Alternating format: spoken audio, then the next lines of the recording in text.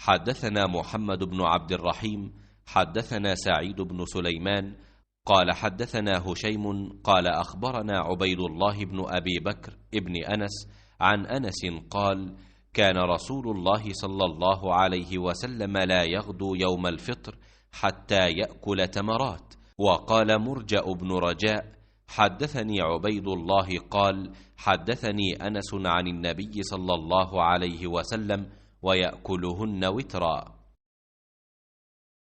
अब्दुल्लाह बिन अबी बकर बिन अनस ने खबर दी और उन्हें अनस बिन मालिक रदी अल्लाह अन्हु ने अब्दुल्लाह बिन अबी बकर बिन अनस ने खबर दी और उन्हें अनस बिन मालिक रदी अल्लाह अन्हु ने आपने बतलाया कि रसूल करीम सल्लल्लाहु अलैहि वसल्लम ईद उल फित्र के दिन न निकलते जब तक कि आप सल्लल्लाहु अलैहि वसल्लम चंद खजूरें न खा लेते। और मर्जी बिन रजा ने कहा कि मुझसे उबैदुल्लाह बिन अबी बकर ने बयान किया, कहा कि मुझसे अनस रदियल्लाहु अन्हु ने नबी करीम सल्लल्लाहु अलैहि वसल्लम से फिर यही हदीस बयान की कि आप ताक अदद खजूरें खाते थे। सही बुखारी हदीस नंबर 953।